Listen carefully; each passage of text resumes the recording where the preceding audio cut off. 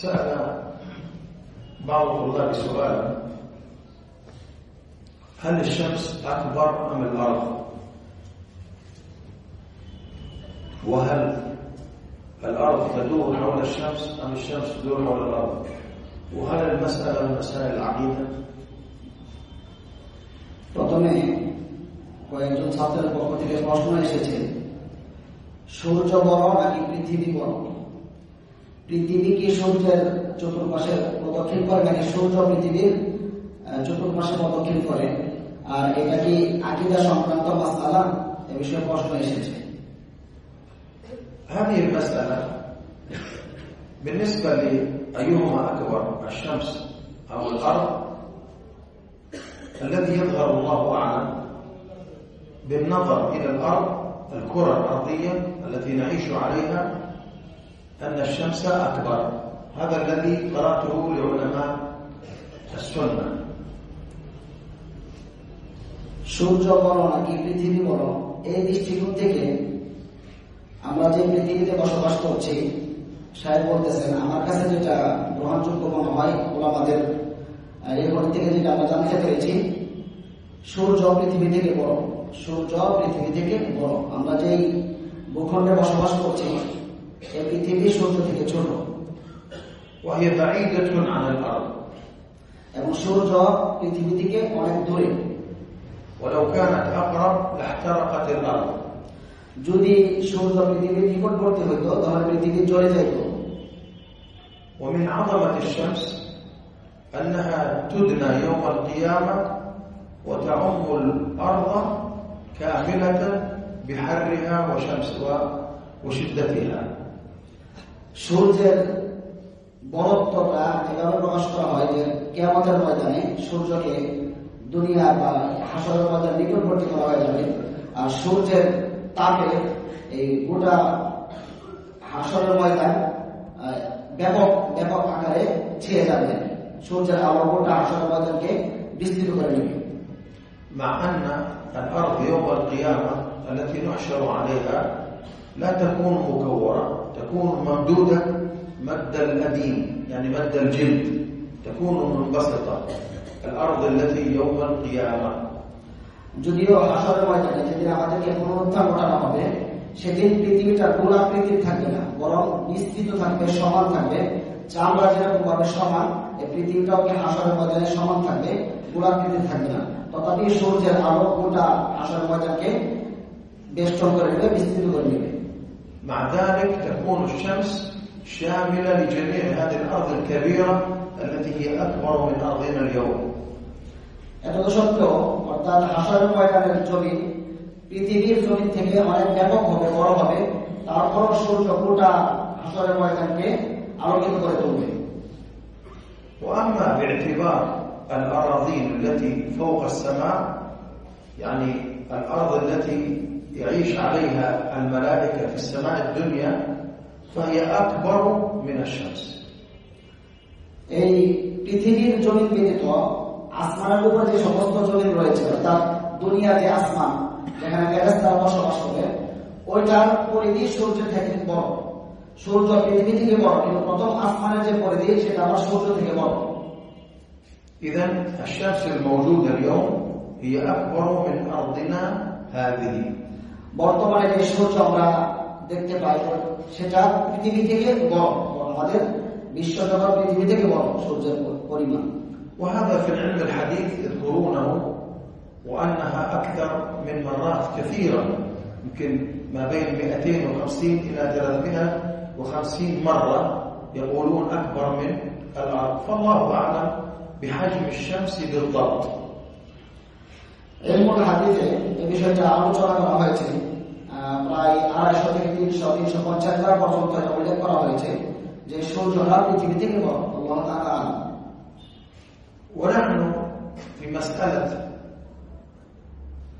دوران الشمس والأرض نريد أن ننتبه لموضوع مهم، وهو أن كثيرا من الناس لا يسألون لأجل الاستفادة، يسألون لأجل الفتنة.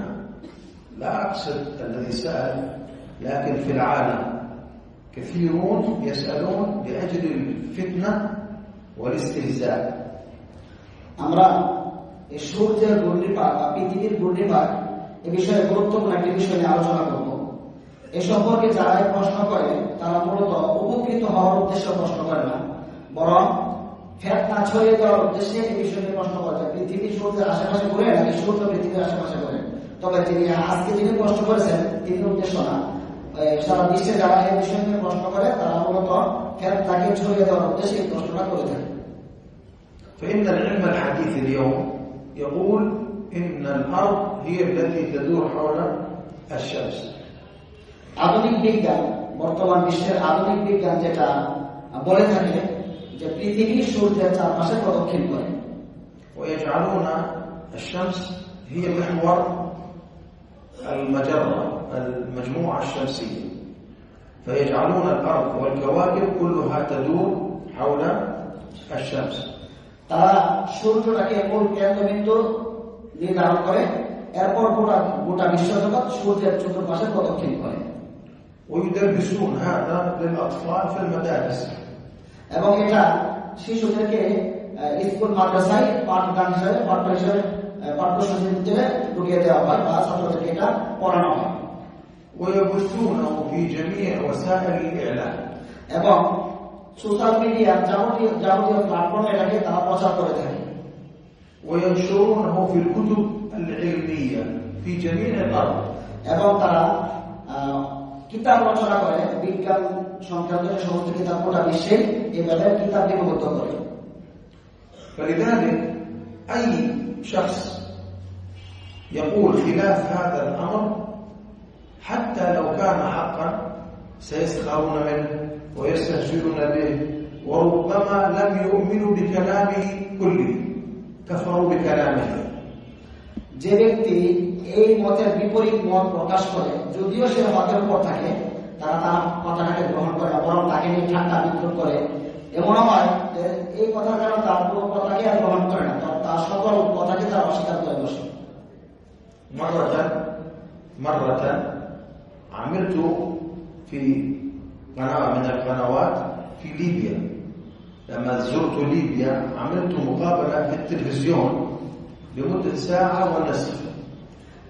কোন এক সময় সাহেব বলতেছেন যে আমি একটি টেলিভিশন চ্যানেলের সাথে একটি প্রোগ্রামে উপস্থিত ছিলাম। লিবিয়ায় যখন তিনি সফর করেছিলেন, উনি একটি টিভি চ্যানেলে 1 ঘন্টা বা 1.5 ঘন্টা সাক্ষাৎকার তিনি দিয়েছিলেন। فيها دفاع عن السلفية وأهل الحديث مسائل كثيرة. ওই সাক্ষাৎকারে তিনি সালাফিদের পক্ষ থেকে প্রতিরোধ করেছিলেন যারা সালাফদের উপর তুহমত প্রদান করে তাদের বিরুদ্ধে, আরো ইত্যাদি বিষয়ে আলোচনা করেছিলেন। وفيها شدة على الإخوان المسلمين الجماعة الإسلامية هنا، وتكلم بكلام شديد عنه. ওই সাক্ষাৎকারে ইখওয়ানুল মুসলিমিন অথবা জামাত ইসলাম যাকে বলি তাদের বিরুদ্ধে কঠোর ভাষায় তিনি প্রতিবাদ করেছিলেন বা কঠিন কথা উপস্থাপন করেছিলেন। 129 دقيقة 129 دقيقة في هذه المواضيع. 1 ঘন্টা 29 মিনিট অথবা 129 মিনিট তিনি এই বিষয়ে আলোচনা করেছেন। 129 মিনিট। نعم. ولكن دقيقة واحدة عن الشمس والقمر. تكلمت في دقيقة عن دوران الأرض حول الشمس حول الأرض. এই 129 মিনিটের ভিতরে 1 মিনিট তিনি কথা বলেছিলেন সূর্য পৃথিবীর চারপাশে প্রদক্ষিণ করে। ওই 129 মিনিটের ভিতরে 1 মিনিট শুধু এই বিষয়ে কথা বলেছিলেন যে সূর্য পৃথিবীর চারপাশে প্রদক্ষিণ করে। تركوا كل المحاضرة وبدأوا يتكلمون عن الدقيقة. তারা এই 130 মিনিটের পুরা সাক্ষাৎকারটাকে ছেড়ে দিয়ে 1 মিনিটের কথা নিয়ে তারা সমালোচনা শুরু করেছে। بس شمس قمر شمس قمر كل علم نسيوه، فقط شمس قمر شمس قمر فقط.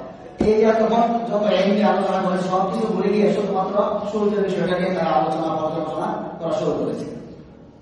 نحن إذا أردنا أن نعرف الإنسان على عقيدة السلف أم على عقيدة أهل البدع نسأل سؤال: أين الله؟ صحيح؟ إذا قال في السماء قال الرحمن على العرش استوى عقيدة صحيحة، إذا قال في كل مكان عقيدة باطلة।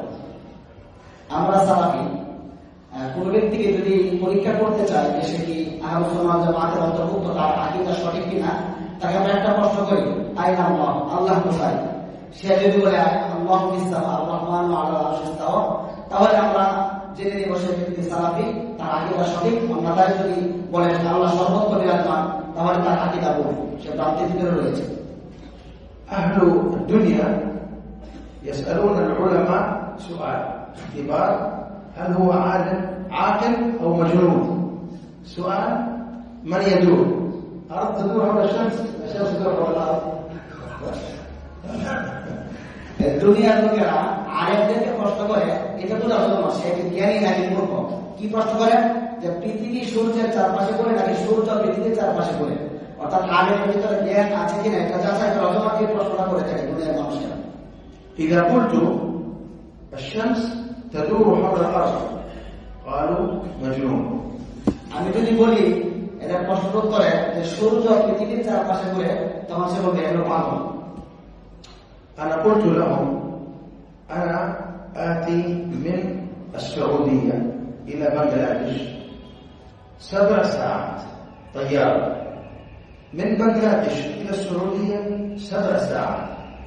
لو كانت تدور، إذا أنا آتي مع الأرض طويلا ضد الأرض سريعا، لماذا لا أصل مبكرا لما آتي من بنغلاديش بسرعة؟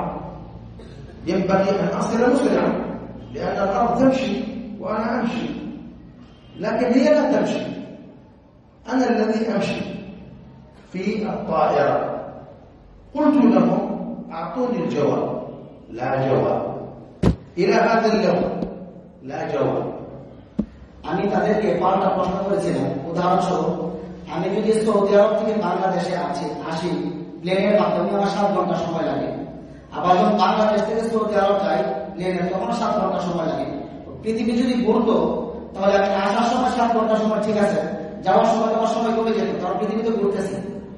যদি পৃথিবী ঘুরতো তাহলে আসার সময় 7 ঘন্টা লাগলেও যাওয়ার সময় আমার সময়টা আরো তাড়াতাড়ি হতো, কিন্তু সময়টা আবার তাড়াতাড়ি হয় না। আসতে যেরকম লাগে 7 ঘন্টা যায় তো 7 ঘন্টা লাগে। এই প্রশ্নটা আমি তাদেরকে করেছিলাম, আজ পর্যন্ত তারা এই প্রশ্নের উত্তর দিতে পারেনি।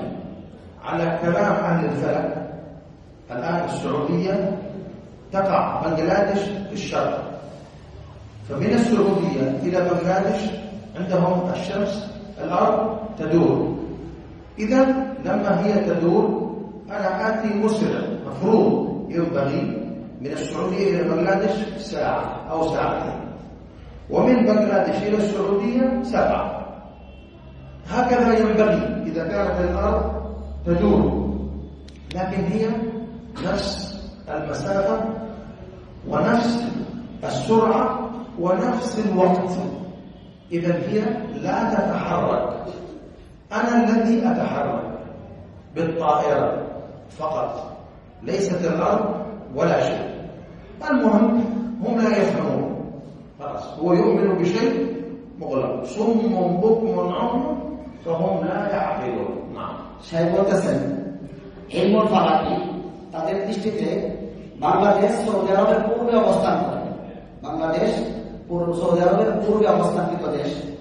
তো যদি পৃথিবী ঘুরতো তাহলে আমি সৌদি আরব থেকে আসতে হয়তো আমার সময় লাগতো 2 ঘন্টা, হ্যাঁ যাওয়ার সময় হয়তো সময় লাগতো 7 ঘন্টা, কিন্তু যদি এদের কথা অনুযায়ী পৃথিবীটা ঘুরতো তাহলে আমি হয়তো 2 ঘন্টা বাংলাদেশে এসে পৌঁছতে পারতাম, কিন্তু আমার তো সময় ঠিকই লাগে না। তাহলে করি আমি নিজে সৌদি আরব থেকে বাংলাদেশে আসি অথবা এখান থেকে যাই, সময় যদি পৃথিবী যদি ঘুরতো তাহলে আমার সময়টা কম বেশি হতো, দেখা গেছে সময়টা কম বেশি হয় না। এই কথা তারা বুঝতে চায় না, তারা একটা যে শুনছে সেটা শুনতে একবারে মস্তিষ্ক বন্ধ করে রাখছে, তারা শোনে না, দেখে না, বুঝে না, তারা ফিরে আসতেও চায় না। ولا يريدون أن يستخدموا العقل، يتجمد العقل। তারা মেধাকে খরচ করতে চায় না, ব্রেনকে খরচ করতে চায় না, জড় বস্তুর মতো একবারে জমাট বাঁধা বস্তুর মতো তারা স্থির হয়ে গেছে একটি বিশ্বাসের উপর।